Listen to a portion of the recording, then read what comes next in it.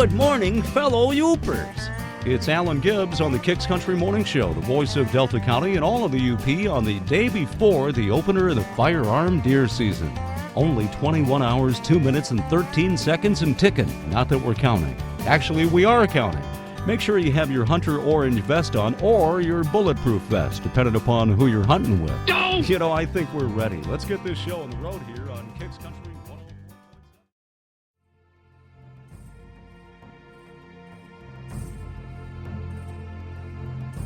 A saying here in the United States that us Americans, we live to eat instead of eat to live. We've had more modern technologies, including food preservation, over the last 100 years that have made it very different.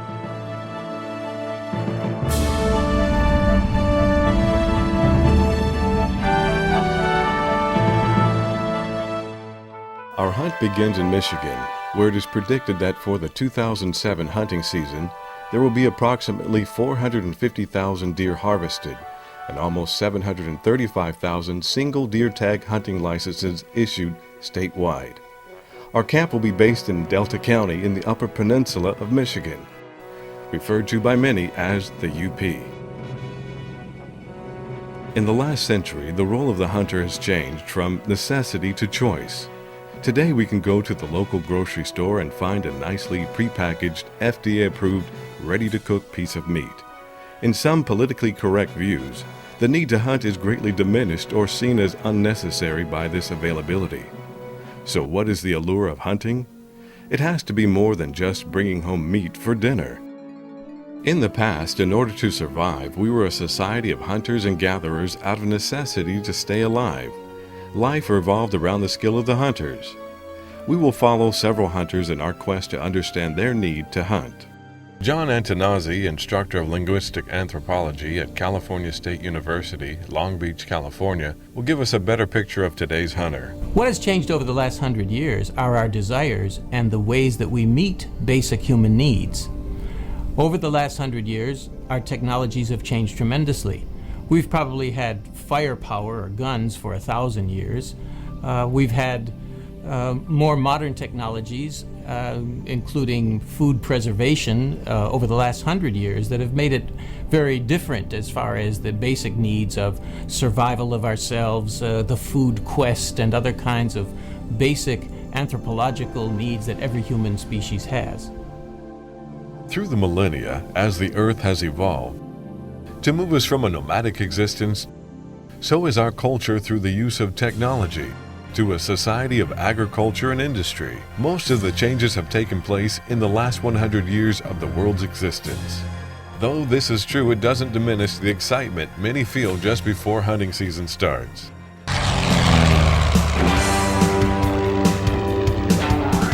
Jeff, do you copy me? This is Terry. Yeah, I copy you. What's up? Are you coming out to camp this year to hunt? Yeah, I sure am. You still got that blind for me out there? Yeah, it's all set up. Where are you? I'm coming up on your 6.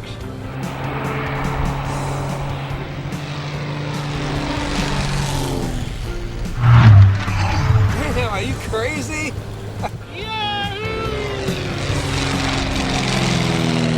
The day before the opening of hunting season, Terry meets up with Jack to show him the various types of weapons and ammunition that were used for hunts in the past.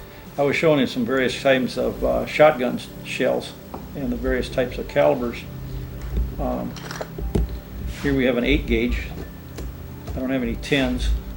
This is kind of a unique cartridge. It's a solid slug of lead, which is used for cleaning the chimneys out in industrial applications where they have a lot of soot formed in the inside the chimney. It'll form up to a couple feet thick and start to restrict the opening in the chimneys. An old 12 gauge solid brass shell. This is before they developed the paper shells. Everything was brass, and then they would put a sealer over the end of it to hold the top wad and the primer and the powder and the. These are very old. That's very old, yeah. Yeah, That's probably 100 years old. Oh, I was going to say, you don't see it no more. No. Show you a couple more of the slide action, or the tube magazine. Now that's the one that you're familiar with. That's a 30-30. Yep. Tony, that's the original 30 Winchester. As you can see, it's an octagon barrel. It has been chopped down. Oh, yeah. It used to have a full-length magazine on it. This is also a takedown model. If you would raise this, twist this, you can pull the tube out, and the rifle will separate right in this area. It's called a takedown. It's this mainspring that you're cocking there, plus the carrier that's being lifted up. This model is what? What is this model? This is a Winchester. That's a model 1894. So I've got a 94. Well, this is an 1894. See, It's the that's same quite- gun, except they just dropped the 18 part of it. You look on right here and you see it's a model 1894. Okay, And sure. that's been evolved right along. So this is quite a bit old also. This is like, you're looking, That's very much of an antique. yeah. This is a Colt rifle. It's a Colt Lightning. You can see it's a tube magazine, slide action. Oh, yeah. Fires a 4440. Wow. Which is a very early cartridge also. Cowboys used to carry these because it would be the same one that they could carry in their Colt handguns. Oh, okay. That's a gun you could load on Sunday and shoot all week. With the 15-round magazine. From guns and ammo of the past, we arrive at camp next to it the day before hunting season starts. Tim gives his son Tony a quick lesson on sighting and scoping on his rifle just before dinner. There was 2 different kinds of bullets I was shooting. One of them looks like it's got a smaller green bullet than the other round. Right, because remember I told you I shot 180 grain in that .6 and then I shot 150s and I stay with 150s? Yeah. That's all I use, and you never change from that. In the 30-30, we use 130 grain. Okay. So whatever you're shooting in those 8mm should be constant, or, you know. Yeah. You should use the same bullet to sight it in because you're going to get the same flight path for each bullet. And then So what Barry was telling you, can it's sight not- it in then accordingly. It's not bad ammo, it's not consistent. Yeah. Right. Come on in. Come on in. You boys hungry? Yeah, what are you guys up to? We got supper just about ready. Burgers and bullets we're talking about. I'll go for burgers. I Hope don't know about the bullets. you're hungry. I'm hungry. Yeah, we got the hamburgers going. There's enough for 2 burgers for everybody in their half-pounders, so eat. Oh.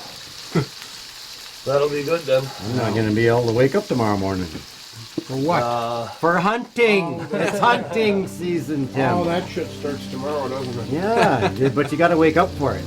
Put the ketchup on there. I don't get to wake up. Just as important as backing the big buck, so is the campsite. Here, social interaction between the hunters is a very large part of a successful hunting trip. Around the camp, stories are told and shared. Food is eaten and drinks flow. History lessons about the camp and surrounding areas are passed on to the next generation of hunters. You guys ready to over check the fire?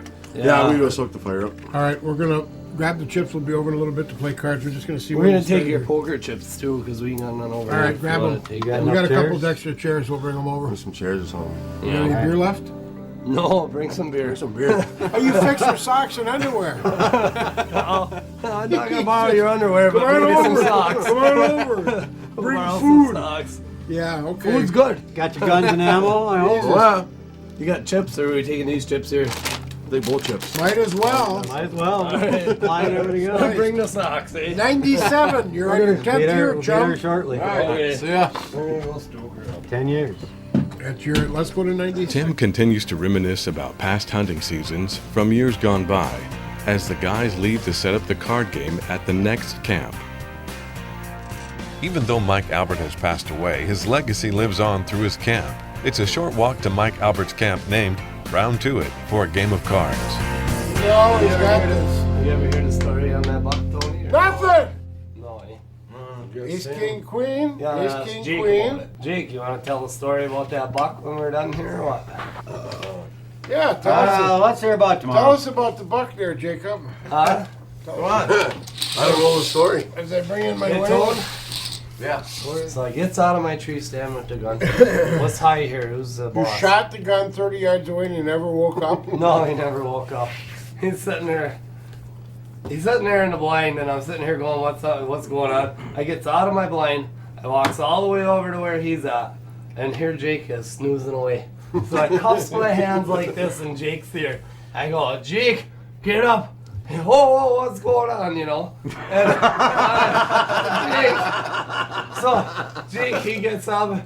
I says, I just shot a big buck. I just shot the biggest buck I've ever shot in my life. You did not, you liar. And then he fell asleep? No. You were gone. And so he goes over there and we checks it out, and here's that nice 8-point laying there. And he had the nicest chance to ever shoot a 6-point, and that's lots the deer. of does. And that's the buck that's the right one there. I shot, yeah. How big was that 6-point? You are not a product of 6-point was probably about 13, 14 inch spread. So on both sides of that. Both sides of that one. As the morning dawns, the camp is quiet as most of the hunters have left and gone to their hunting blinds to wait. Because of the amount of hunters each year, and now that so much of the game is located on private land, it's much more dangerous to track deer as hunters did years ago. Now you must find a way to bring the deer to you. And over towards where the hay is. There's a big feeding field up here, so if they're already out in the field, we gotta be quiet now and just watch to the left, because nothing's on here on the right. I already glassed it, but we'll watch to the left, and I don't see anything yet. There's a little hollow here where they usually hang out for protection. We'll just take our time. Yesterday when we came in here, hanging out right in this corner was a nice 8-point buck. That, that improves the odds. So we know that there's a nice buck in the area. We know that it's working the does. We know the rut is on. As Tim moves to his blind, he looks for signs of deer movement in his area and ties up a molasses deer attractant to a tree branch about 75 yards from his deer blind. So we know the deer activity is coming from this side off the ridge, through the tall grass out into the feeding field. What I'm putting up now is an attractant. It's called Grandpa's Deer Sucker. This is a product's been on the market for about 20 years. And what it does is it has a molasses mixture in it. It's a pleasing food scent, it's a candy, and it'll attract the deer, and they'll come in and lick on it. It's not a food source, but it is an attractant that'll bring deer in, as they are always looking for munchies as they go through their day.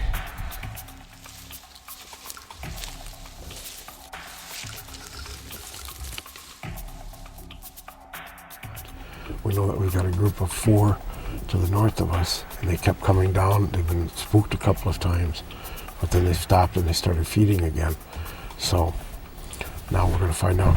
Now about a 40 away from us, I think you can hear it in the background, there's some shooting going on. There's a huge field just like this due south of us, about a 40 away through these hardwoods.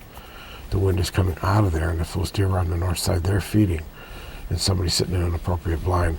So I think we might be competing for the deer traffic that's in between the two spaces. This is why you're in their house, you're in a deer's environment, and you're trying to outguess them, outsmart them. And by instinct alone, they know, they're always on guard. They're a wary animal. They're adaptable, and that's why the white-tailed deer is the most, sought-after big game in North America. So now it's the chance. It's nothing's guaranteed. It's a perfect night for sitting. Nice cool weather. The winds are not really strong. It's crispy out. It's about 38 degrees. I could sit here all afternoon, all night.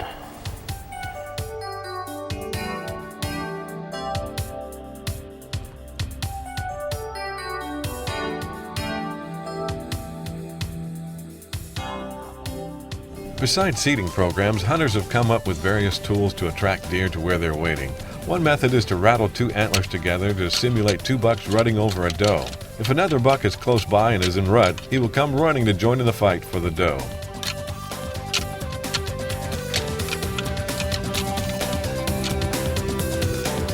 Aroma has a powerful way of reminding us of events, people, or special moments in time, and can be a very important part of our memories. Tim uses the sense of smell to help his nephew create a memory of his first hunt that will last a lifetime. My nephew is from Seattle, Washington, and had never been out in the woods before. His name is Kevin Kobasic. And Kevin came here for Thanksgiving one year and wanted to get the hunting experience. He had never ever been in the woods before. So we came here and we had an enjoyable day. We didn't get a deer, but we saw a lot of stuff, a lot of things that were unique to him. He enjoyed the heck out of himself. So on the way out, he's saying, "Uncle Tim, thank you for this day. I hope I never forget it." And I said, "Well, come here."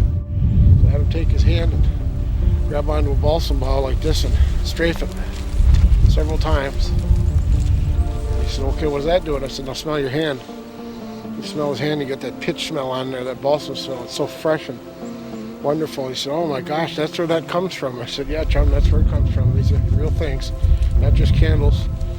And I said, now every time you smell that smell, you're going to remember this day with me. So he thought it was just phenomenal. So we get back home to Grandma's house, and he's doodling at the table. He's an artist. He's an ink artist for Marvel Comics. And as he was doing that, and we were talking and shooting the breeze, and it came time for me to leave, I wanted to say goodbye to him because I wasn't going to see him again on this trip. And he got up and came across and handed me a piece of paper, and on it he had sketched a caricature of me. And it's the one that we use today in our logo for the outdoor show and the journal. And he said, Uncle Tim, now every time you look at this, you remember your day with me. So it means very, very much to me. And that one little simple thing is stuck in this young man's mind forever. So I guess that's the way to do things. If you're going to make a lasting memory, that's one of the ways of doing it. The woods are filled with the sounds of banjos, guitars, mandolins, and fiddles as the LaValle family join together for the hunt. Hunting season is what gathers them all together every year at the K&L camp, not only to hunt, but to enjoy each other's company and music.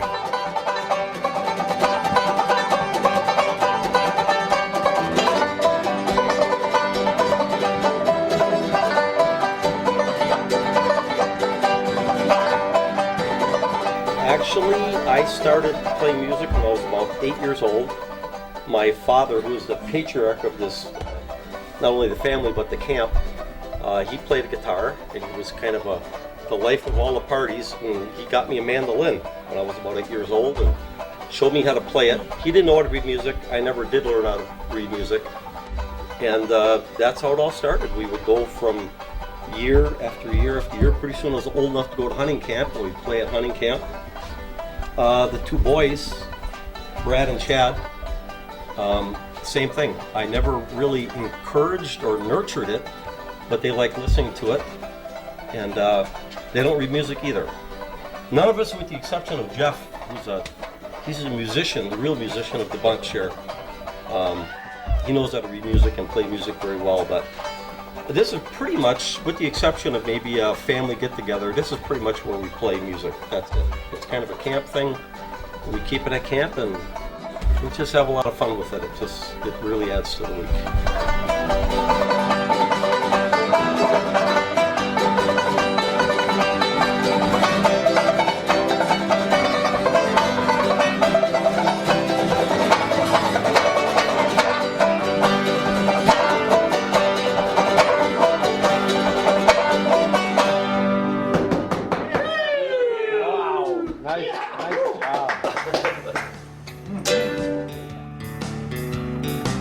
Like roving minstrels, the LaValle share their music with other camps and hunters.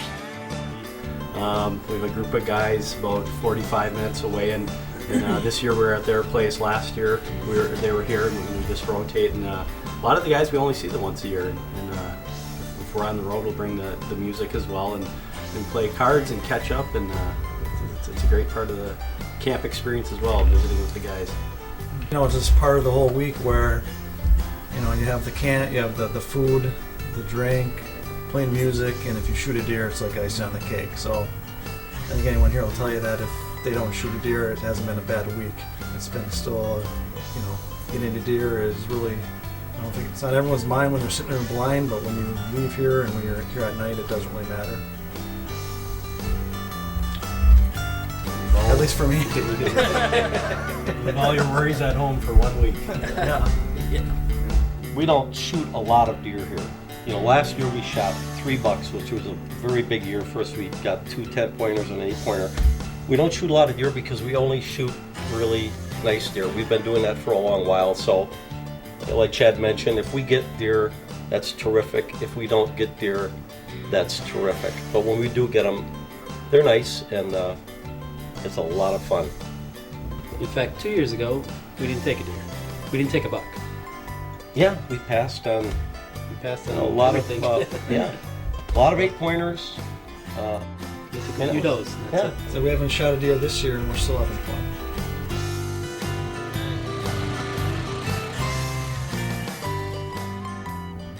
If you think of the transition from our basic instincts to hunt and our creation of tools such as the weapons that we use for hunting or the technologies that we use for fishing, and then remove the dire or basic survival need for those, we still have that residue. And that residue is within us because of our culture. Our culture has the need to understand our world, the need to create. And so we do that through our technologies, through our sport, through our interaction with one another. I think that our interactions with one another have positive sides to it. We use the hunt or going fishing or other types of, whether it's gardening or preparing a meal, as a way to interact and socialize with one another. We also use it for negative side, to brandish guns, to show that we are in some way more important, more fearsome as a species in a rather violent world. Native Americans have always believed the hunt is not only a necessity for food, but also a spiritual experience. All life on earth is given to man to use with respect and honor, and so it continues even to this day. But the preparation for a hunt was to take that time, center yourself.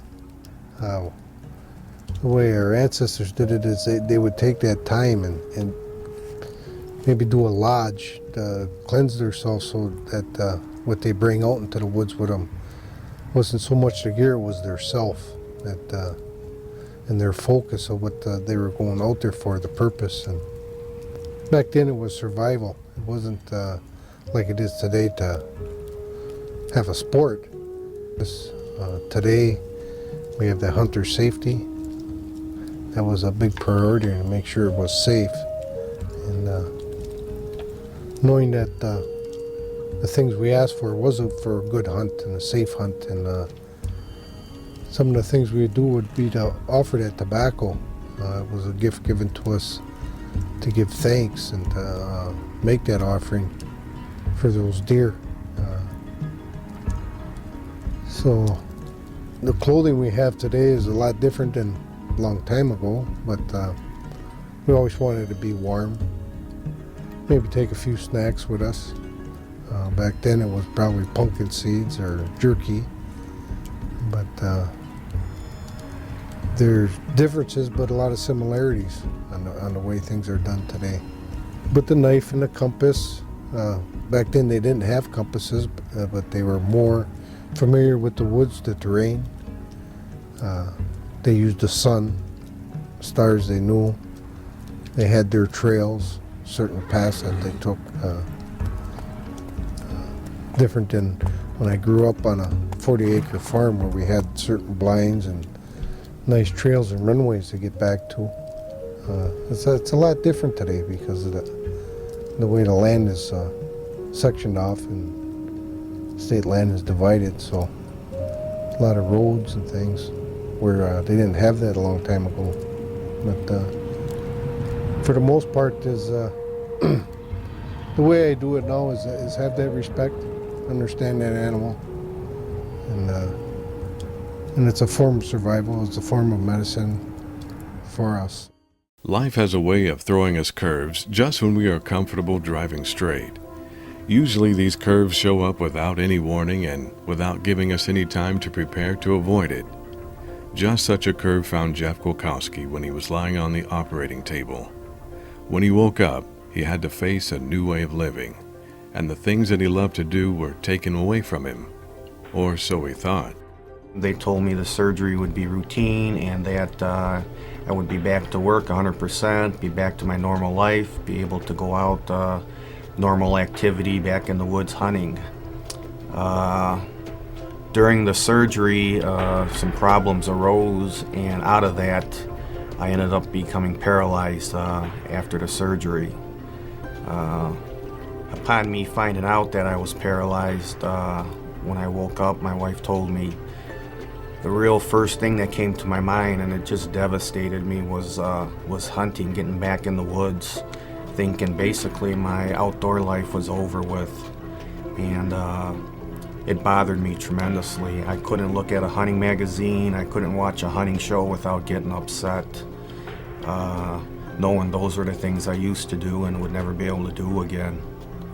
After a while, my friends kept coming in and giving me some support, and they kept telling me they would get me back in the woods, back up at my camp in Michigan's Upper Peninsula. It took quite a while and stuff for me to even want to come back up to camp. There were so many memories, so many emotions that I just felt that I couldn't come back up and just sit inside here knowing the emotions and the stories and the feelings that I had when I used to come to camp, and just to sit here and not be able to get out. Through my friends, they kept pushing me, and little bit by little bit I started to watch some hunting shows again. I kept moving forward. When I came back into camp with my friends, and not only my friends but my wife, she's a very avid hunter, and they got me back into camp, and it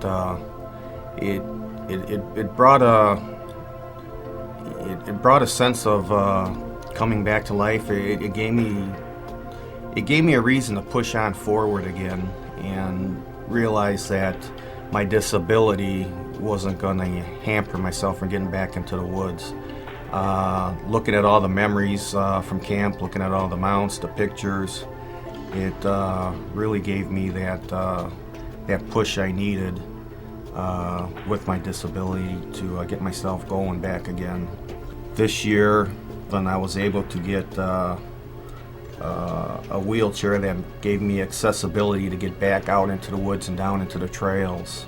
Going down the trails for the first time in 3 years, it opened up a lot of emotions. I was able to see the areas, different trails, stuff that I haven't seen in 3 years, and brought back a lot of feelings and emotions again. But it gave me the opportunity to set up a blind and for me to get out and hunt again. That even though with my disability and the obstacles that I encountered in the outdoors, that I was able to overcome them and get out there and hunt again. Opening day of deer season, November 15th, and it was in the evening. Started sitting in the blind and noticed a few does started to come in.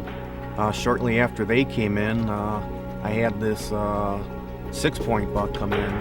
That excitement about hunting started to fall in place and all came back. Something I thought I couldn't do 3 years ago became a reality again, that I can do it. Even though this isn't the biggest buck that I shot, it's probably one of the most important, most memorable bucks that I shot, only because it brought the life back into me again, that which I thought I probably could never do again. I thought I'd never get back in the woods again, and I did it. And it only makes me want to push myself harder and further now to get back in the woods, try to attempt to go on more hunts. Now when Jeff sits waiting for the hunt to start, for a short while, he can forget he's sitting, waiting in a wheelchair. Hunting requires both patience and persistence, and in the end, both can pay off, as it did for Sheila. I live here in Cornell on Boney Falls Road. Went out about 8:45 this morning. Didn't even really get a chance to sit down in the blind, and out he came, about a 30-yard shot. A lot of excitement, shaking. Had to go and track him though, about 300 yards. It's been a while. It's been 6 years. This is the biggest one I've got so far. It's an 8-point buck. Very happy with him. Still shaking. An exciting part of the hunt for hunters in the Upper Peninsula is the checkpoint where cars and trucks line up to register their deer, share their stories, and compete for bragging rights. Bundle up the kids, come on out. It's a perfect night to enjoy the fellowship of the hunt. We've got a lot of youngsters here already. We've got a lot of people gathering around the way station here to see what's coming in. All here, all for you, and everyone that's in line by 9 o'clock tonight will be registered.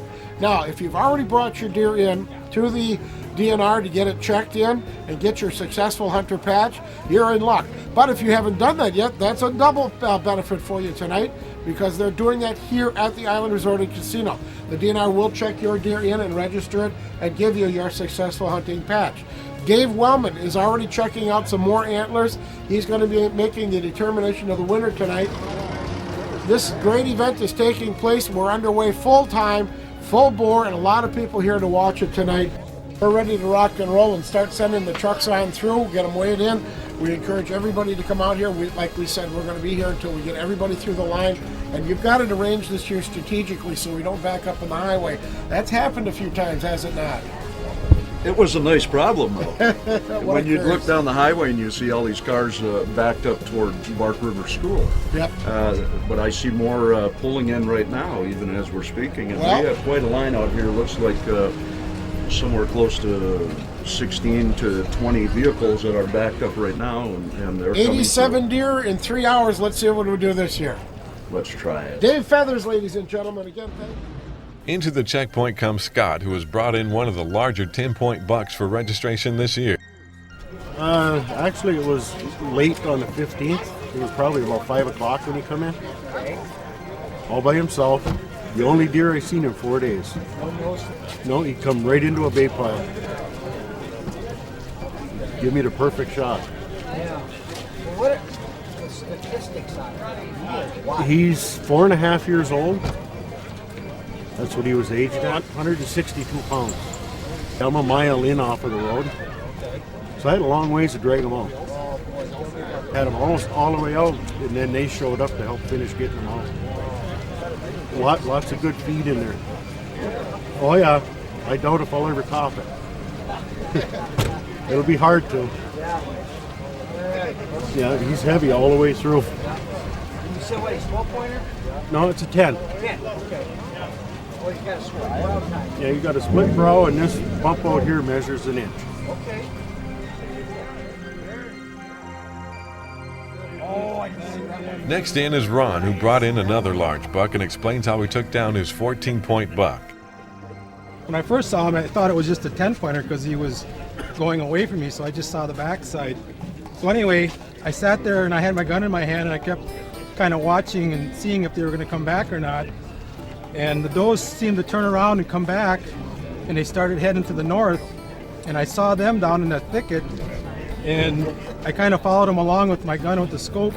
And all of a sudden they came to kind of like an opening there, and I just sat there and waited. I pulled the trigger and he dropped right in his tracks. At what point was your heart was near cardiac arrest? Or? That's the one thing about it. You didn't really have enough time. The whole episode probably only lasted about 2 or 3 minutes. So you don't get a chance to react like that. If I had to watch him come across the field or coming towards me, I probably would have shook a little bit more maybe. I didn't start shaking until after I saw him lying there. Like I said, I thought he was only a 10-pointer, but then when I got done counting, I was kind of pleased to see my count was off by a couple. 14-pointer, they weighted here at 187 pounds, and he's a 4.5-year-old buck. We've got a rule out at our camp for 8 points, and we've had it for about probably 10, 15 years, and I don't know if that's a result of it or not, but it seems to be working for us. We have a pretty good success rate out there. And having them live that long, that's the other part of it. You know, a lot of the deer that you get down there, if they make 3.5 years old, you know, you're lucky. I shoot with a 308 Browning. I have some loads. They're the Barnes, I think they're XTS. It's a hollow point, 130 grain. And like I said, he dropped right in his tracks. His lungs were in pieces when I went and dressed him out. So The quality of the antlers is dependent on genetics and good food. As a general rule, the points that grow off the antlers need to be no less than 1 inch in length to count as an antler point. yeah, the deer out in front of me all morning long were out in the field out in front of me to the north. And like I said, he came out where I would never have expected him. Had I been in my blind, I don't think I would have gotten a shot at him at all because he would have been past me and I wouldn't have been able to follow him along with the rifle as I did when I was standing out on that ledge. So I guess, you know, when nature calls, you probably should answer right away because it sure made a difference for this one, I'm sure. Some people wait a whole lifetime to take down a large buck. It only took 10 years for a very happy Brian Turek to finally get his 12-point buck most hunters dream about. Happened to look up toward the west, and coming out of the west through the marsh was a deer anyway. I doing his horns, probably about 50, 60 yards in. It already had started heading north, and by the time I got a shot off, it was about 120 yards, and I clipped it high and went down, and after the heart stopped pumping, and went over there and picked up the horns, see how many there were, and was very excited to count 12 of them. So that's about it. Weighed in 181, right on the edge of the fields, in the hardwoods, in which transitions into a marsh area. So, and that's where he came out of. Didn't have a lot of time to do scouting beforehand, so just kind of with luck and timing, you know. So that's 12 points. 12 points. Okay, Yep. that one little sticker there on the end. Yep. Yeah, well, that's a beautiful pup. Yep. Thank you. I'll bet you were happy. I was very happy. It's been 10 years since I shot a decent buck, so it really validated the last 10 years. So. Becky Moody brings in an 8-point buck for registration. It's her first in 4 years, and how she got him is a story in itself. Where you hunting out of? Our farm in Rock. Oh, okay, wow. What time? 8:20 this morning. Nice buck. Thank you. So this is your first buck then, right? No, Your but I haven't taken any in the last 4 or 5 years. What's your biggest buck? Yes. Okay. I've been letting I've let a lot of 8-pointers walk, and I'm glad I did. Yeah, nice. I could have passed him up 2 or 3 years ago. How many points is that? He's only an 8. Congratulations. Thank you.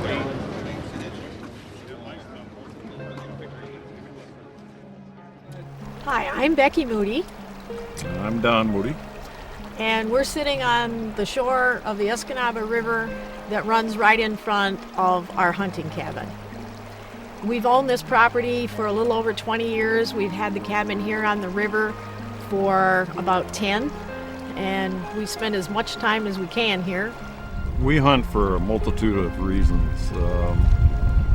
We do eat what we hunt. We hunt for to be with our friends and our relatives, camaraderie that goes along with the hunting, the love of the animal, especially deer, to be in the outdoors. I mean, it's a multitude of reasons. There's just not one reason why I hunt. It's a challenge. It's probably one of the biggest challenges that I've ever had in my life. The whitetail deer hunting season up here for me is the beginning of the holiday season, because you've got all the partying and all the fun and camaraderie that goes along with the hunting season. That slides right into Thanksgiving, and then you're right into Christmas. So for me, the beginning of deer hunting season is the beginning of my holidays. The camp is somewhat of a magnet pulling our families together. This gives us an opportunity to have a place to go and for everybody to enjoy themselves. Sometimes we have Thanksgiving at camp. Sometimes we have Christmas at camp. It just depends on what's going on at the time.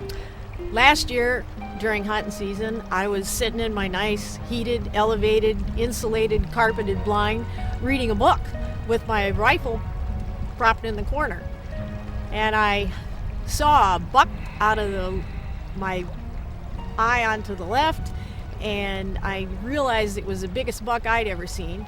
So I put my book down and picked up my gun, and I realized he was traveling so fast that I wouldn't be able to shoot him to my left, and I wouldn't be able to shoot him directly in front of me, that I'd have to shoot him out of the window to my right. So I opened the window and pointed my gun out the window, and sure enough, he came into view. I put the crosshairs on him, and he was still running pretty fast, so I yelled at him real loud, and he stopped, and I squeezed the trigger, and down he went.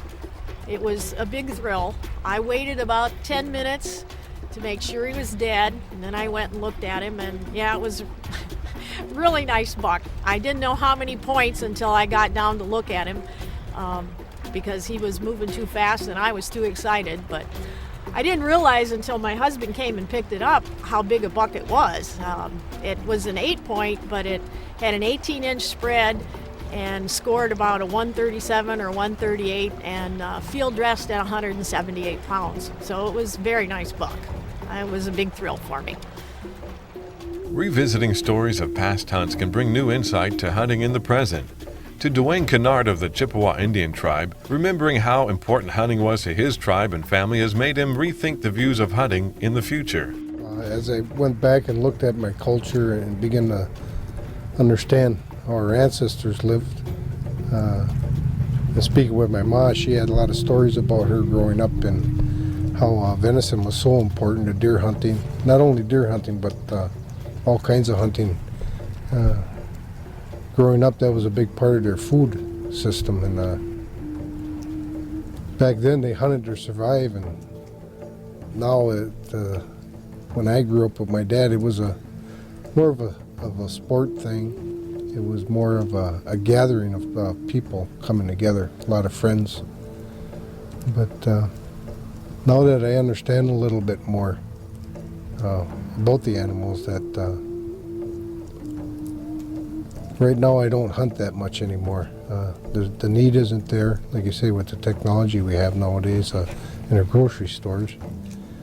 But looking at it a little differently, not only was it a food, it was considered a medicine because it came from nature. And I'm almost looking at maybe hunting again. I have a lot of friends that give me venison and things of that nature, but looking at that health-wise with deer, all those wild game, they were more of a medicine to the people, and I'm beginning to understand how that's playing into effect in the way our diets now. But yeah, back then, and looking at it, it was they hunted to survive, and today it was more of my upbringing was a sport thing, and going for the big racks instead of looking at it as a survival. So through the years, looking at some of the teachings and the stories from my ancestors gave me a better understanding of what these animals do for us, be it deer or the fish or trapping and things like that. Everything we would shoot or trap, we ate everything, we used most of everything. So I kind of went back to that basis of trying not to be so wasteful and a little more respect to the animals. You know, we used to make that offering, and I went back to that, and that was a form of respect to the animals. It wasn't a thing of worship, it was respecting them, knowing that they were going to give up their life so we could eat. With approximately 735,000 tags being issued in 2007, it's important for all of us to ensure the survival of the deer population in Michigan. Craig Albright of the Department of Natural Resources explains how hunters can cooperate in deer management and disease control to make sure all generations to come can experience hunting the white-tailed deer and other animals. One of the nice things about managing deer populations in Michigan is that hunters are so willing to be cooperators in management. And here at the Escanaba DNR office, we are visited by probably well over 1,000 people a year that bring in deer to us to have them examined so that they can participate in deer management as a cooperator. The only thing that they get out of it is this simple little patch, which we've been offering for 35 years now. It says they're a cooperator and a successful deer hunter. And a lot of deer hunters have collected these over the years, and it's as prized to them as maybe the antlers from the deer that they harvest. Well, if they come into a check station, one of the things we will do is we'll age their deer. We take a look at the teeth, the amount of wear on those teeth, and we can determine pretty closely how old that deer is, and that helps us in making management decisions in the future. We'll measure the antler size. That gives us an idea about physical condition of the deer and their nutritional status, whether they're overcrowded on the range or not. And one of the big things that we're looking for now is for diseases. Disease transmission among deer could be devastating if we get the wrong kind of bug into our deer herd. Down in the lower peninsula of Michigan, we have bovine tuberculosis that got a foothold. And it's not a good thing because that particular disease also gets into livestock. It's caused millions of dollars of expenditures in monitoring this disease and in trying to eradicate it.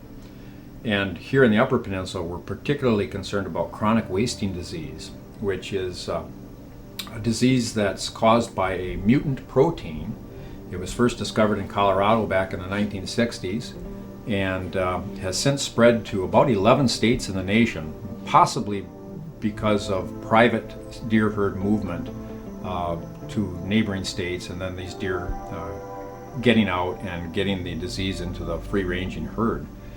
With chronic wasting disease, a deer becomes emaciated and weakened and will die, but oftentimes they'll pass the disease on to other deer before perishing, and it could spread, causing a very large drop in the deer herd. Even though chronic wasting disease is not known to infect cattle or humans, the concern we have as wildlife managers is that people might be a little bit spooked from deer hunting in the future if they think that their animals may have a disease that could affect them. Being a good steward over the wildlife in our own backyard sometimes means thinking outside the rules and regulations that the government try to impose. Even though it sometimes creates conflicts, the end result is the same: a healthy deer herd. There's many reasons why baiting is a very positive thing, and I'll list just 2 or 3 of them for you here. First of all, I'm baiting right now, and I have been since the legal time to bait, which was October 1st. My deer, and I get very possessive about my deer have coats like shiny brand new pennies. They're rounded out like barrels. They are in the best shape that you could possibly imagine, anticipating a hard winter. And we're going to have a hard one. Look at what we got right now. I mean, this is the most snow we've had up here in a long time. That's the first point.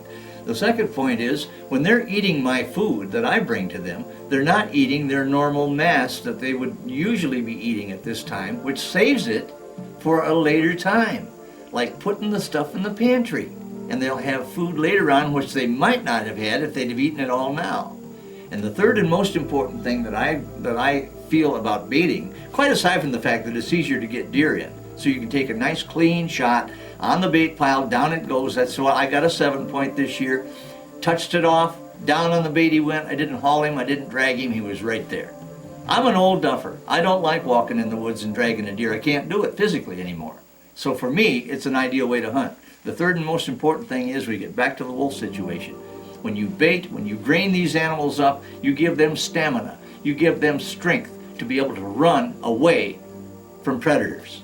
And that's one of the most important reasons to go ahead and bait. Now we have people say, well, I don't want you baiting, but I want you to have a food plot. And I'm not the sharpest crayon in the whole box, but somebody's going to have to explain to me why 100 pounds of corn spread over a 20 square foot area is any different than a 20-foot squared area with winter wheat that they both eat. And the same people that are telling me that I shouldn't bait with my pathetic little 2 gallons, which the NRC in the Department of Natural Resources in their infinite wisdom says only can put down 2 gallons. Well, we used to be able to put down 5 gallons. Every member of the NRC said, well, we don't know why, because it doesn't make any difference if you put down 2 gallons or 5 gallons, but we just want you to put down 2 gallons. Duh, it's not making any sense.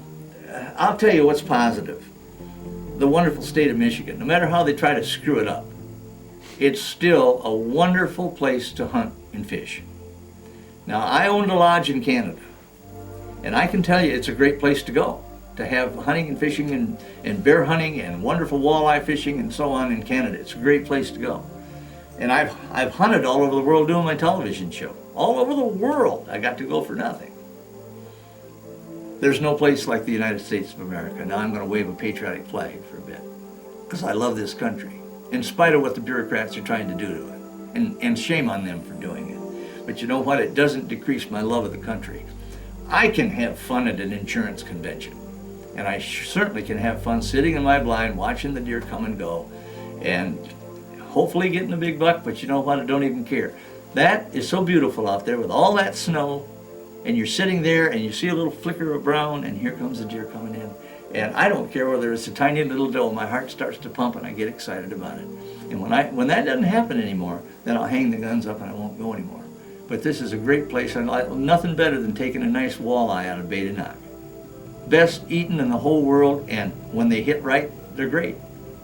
I fight as hard as I can, especially with young people.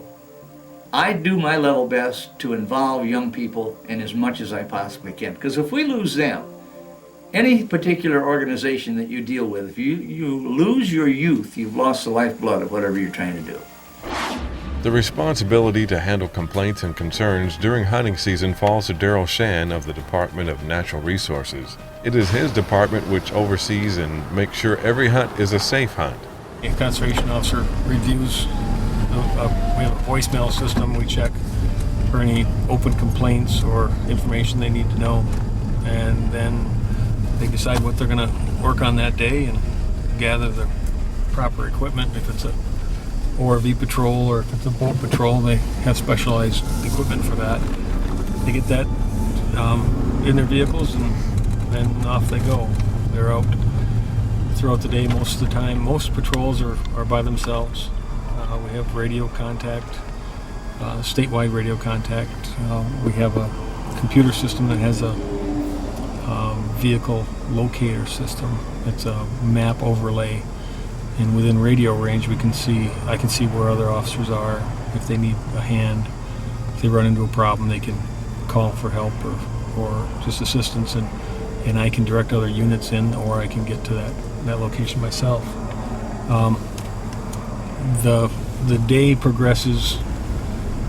You start out on complaints that you're going to handle to follow up on. There's a lot of times we don't get to what we started out to do, because once you check in, the sheriff's department has a complaint for us to work on, or somebody called dispatch, or we come across something that we run into, and then those to-do lists get longer and longer, and up till the fall when all bets are off, and you're dealing primarily with the massive influx of people.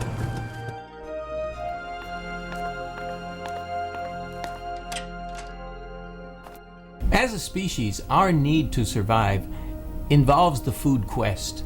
And the food quest for animals is frequently hunting, predatory, gathering the birds, gather berries. And we've had that in our past. In our human past, we have been hunters and gatherers. We transformed our gathering into the development of species that we could farm and domesticate. We have developed our hunting and fishing from the simple going out and finding animals in the wild to creating pastures, domesticating animals, creating fish farms. All of those kinds of things are part of our human culture, which is to not only live with our environment, but to transform our environment. The transformation of our environment is what is ultimately human about ourselves. Culture means that we classify, that we try to understand, that we try to analyze, and all of the early instincts that still survive as we work in a modern age. Every hunter has a choice of where they want to hunt and set up their blind on their land. Rick Willette's blind was on a long stretch of deserted railroad tracks, and his choice paid off. Hunting on railroad right-of-ways is nice for visibility and also the power line. We got both here. State law here in Michigan says you cannot hunt on a railroad right-of-way. That's probably true in every state. And this railroad is abandoned. The law may not be enforced because the railroad isn't being bothered with the danger of hunting. Having a blind with elevated blind gives you better visibility. This tall grass is probably as high as a deer's back. If you're down at this level, you wouldn't get the good visibility for a shot. So a little bit of elevation helps, and distance. You're going to see a lot further. You may not shoot that distance, but it's entertainment to see animals. A nice example of buck rub. Look it up above here.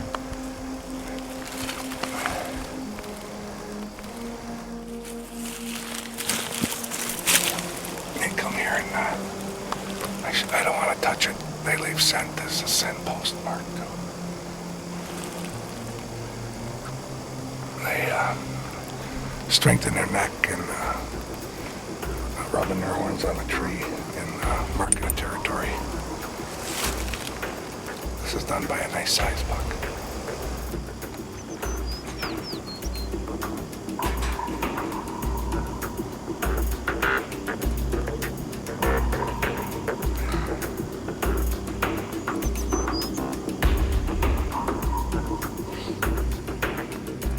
deer are moving today. Had 3 does out here. They left, and there was 2 out front.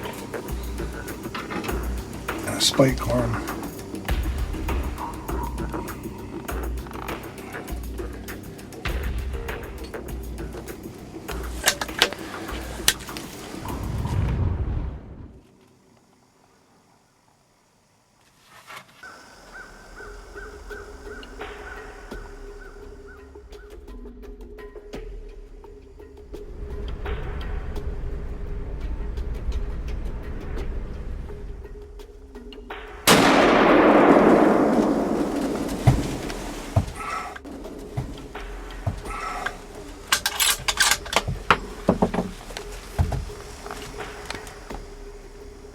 He's hit hard.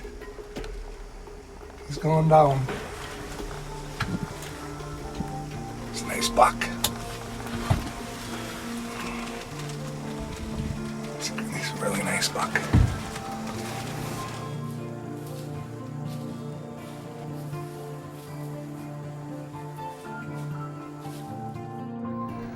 I shot this buck yesterday morning at about 9:45.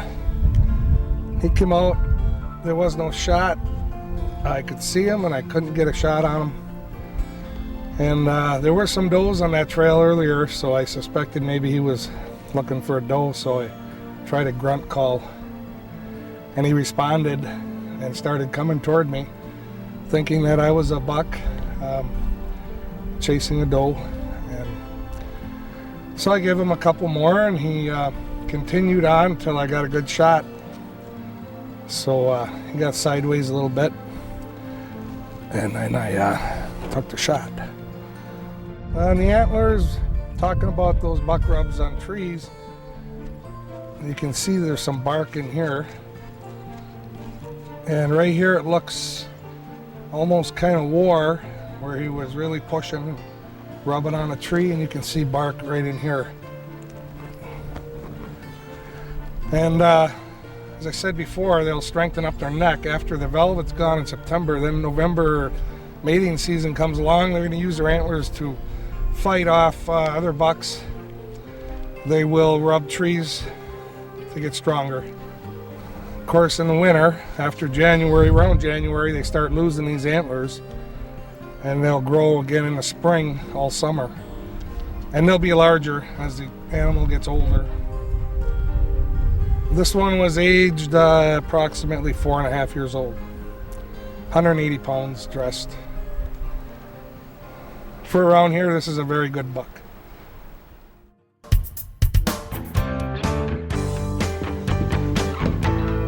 I got a couple nice 8s. Yourself? Yeah. You or the whole camp? Oh, just me. Just you. Just you.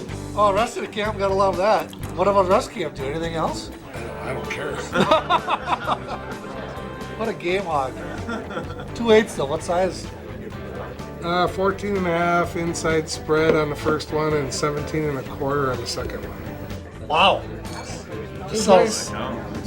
It's what, one mornings, afternoons? Both in the morning. Really? You got 8 point, man? Oh. You had 2 bucks? Yeah, a couple 8s. Awesome. Yeah, it's lucky. That's the biggest I've heard. I've been here about 3 nights now. That's the biggest I've heard. Really? Yeah, most of them are like 4 or 5. Nothing big at all. Jesus. You got 2 of them. Jesus. 2 in a row. Not the same day. 2 days in a row. You're done hunting, I hope. At the end of the hunt, it's always great to get together with friends and family and share stories of the ones that got away and the ones that didn't. In times past, you'd gather together around a campfire. Now hunters meet up in bars, taverns, backyards, and homes to tell their stories and show off antlers and pictures of this year's harvest of the white-tailed deer.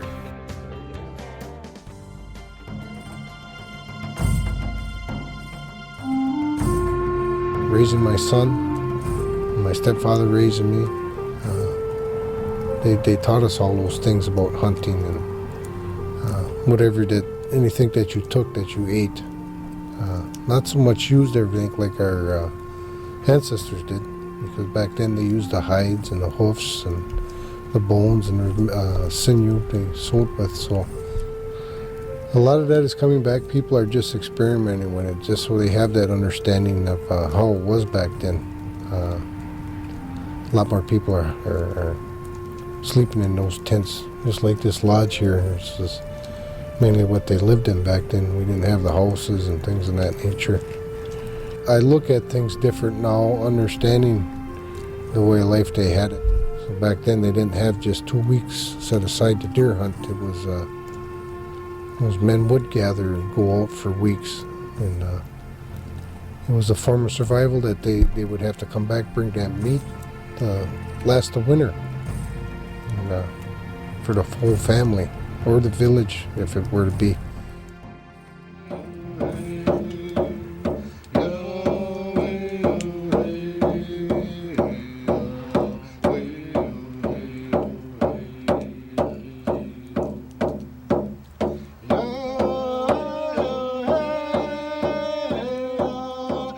There are as many reasons to be a hunter as there are hunters. Whether it's a time for family and friends, a time to be alone and enjoy nature, a time to create a memory in our minds that will last a lifetime and beyond, or a place to go just to restore hope in our life. No matter what draws us to the woods, the beauty and the bounty found there need to be preserved so that all future generations will have a place to go when they desire to become the hunter once again. There were signs that I should have seen, some endless refrain that made you scream out in the night. It is no accident, you're overworked and underpaid when you've hardly slept for days. Sign from God to tell us that we're wrong. Now some man who never knew you at all, he's quoting cliches inside a hall. So I stand loudly and say how you never felt loved and they're all fake. And a jump, it is no accident.